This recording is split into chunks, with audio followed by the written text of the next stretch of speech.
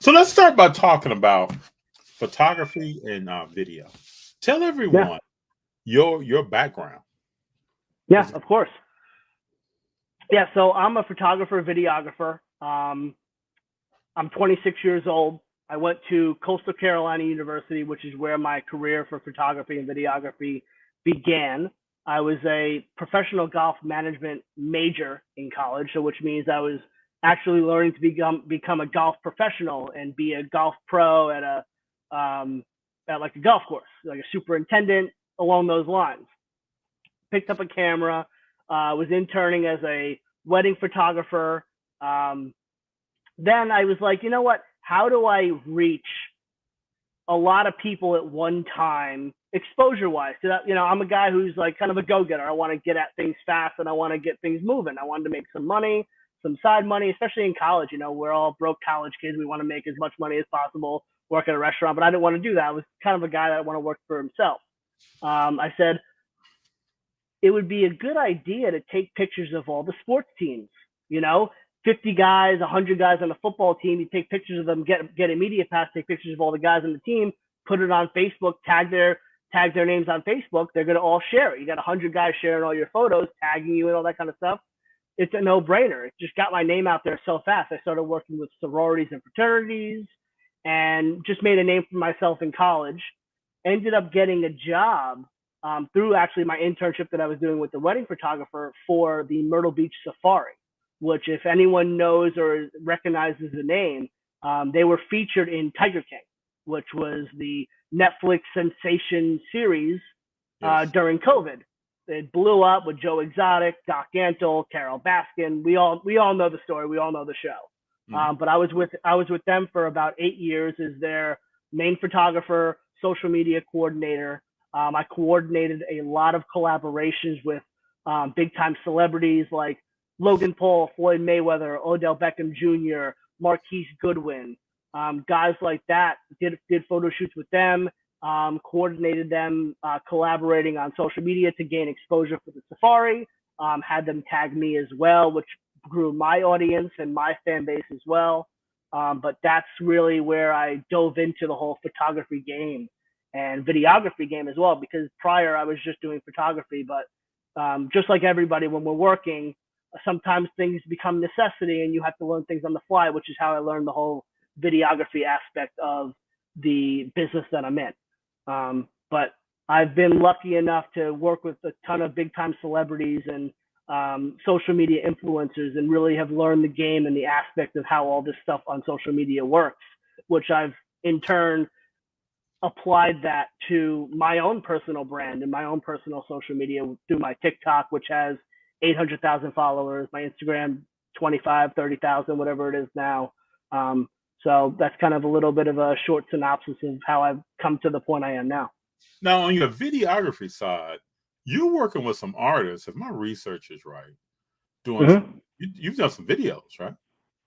Oh yeah, 100%. I've done stuff with Casanova, who's Mhm. a artist based in the New York City area. Um, I've actually done stuff with members of Bon Jovi for the Rock and Roll Hall of Fame. I actually, funny enough, I just got back literally just now from the Christopher and Dana Reeves Foundation golf outing that I was videography for.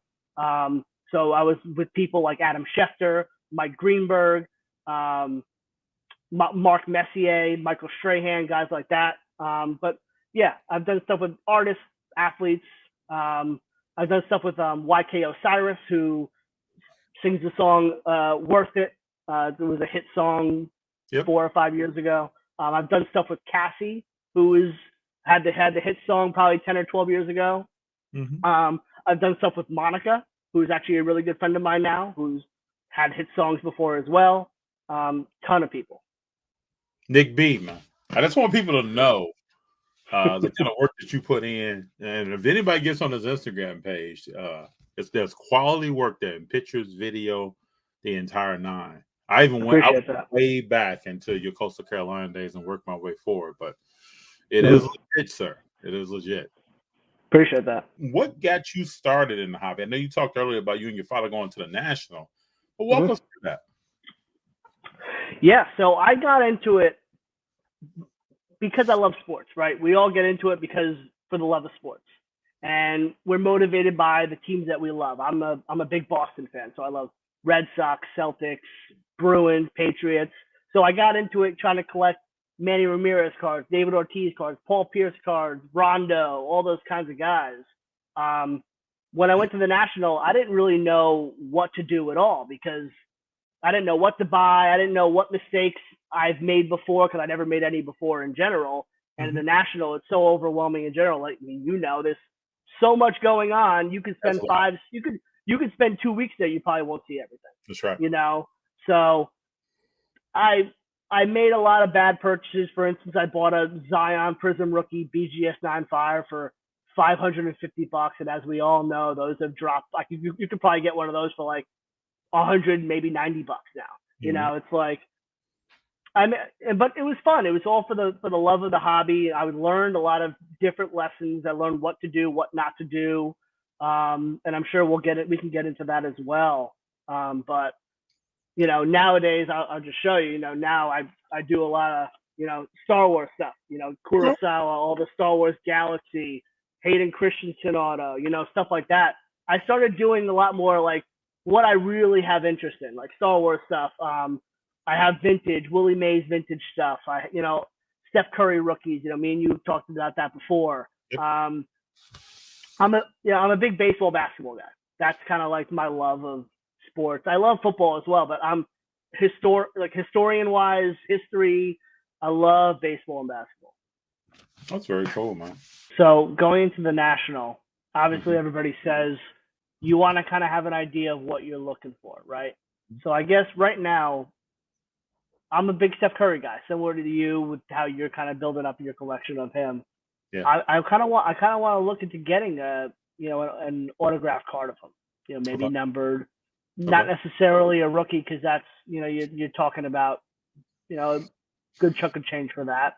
I don't know. I kind of want to do a little bit of a trade up and a little bit of cash for one. I mean, what would your recommendations be? What to look out for in the realm of a Steph Curry autograph card? You have so many different options. You can have something that's a card that has been graded by Steph and authenticated and a slab. Excuse me. You have some National Treasure stuff, some immaculate stuff that's out there. I like all these kind of cards. You got cards that are later in his career that have a patch. You have some Prism stuff that is autographed. I would just say hone in on what cards you want to look for and do research on them. Understand what the prices are. If they're graded or if they're raw. If you want to go to raw and then you grade later, just know kind of what the prices should be. Have conversations based upon that. Don't be afraid to ask someone to take something out of some kind of protective case so that you can see the card. Be careful when you do that because I've been in places before where I've dropped something. So I've always asked somebody else, can you pick that out? So I can look at it. Don't be afraid at the National. I always tell people this. If you see something, you've done your research. You see something that falls into a Steph Curry autograph card, but it wasn't a part of your research. Don't be afraid to step back at the National and do research on your card. I think they're going to have viable Wi-Fi. People are going to be able to do research while they're there. Don't be afraid to do that. I've seen people, man, walk up, buy something and be like, yeah, I didn't have a chance to look at that. And then step back and look. Now, you may come up and somebody may say, oh, you found some other research and talk to you about that. Some other people may not be as open to that. But always know you have time. If you're right by the table, step away. Let the person say, hey, I'm going to step over here while you're talking to other people and look at this. I think you do well, Nick.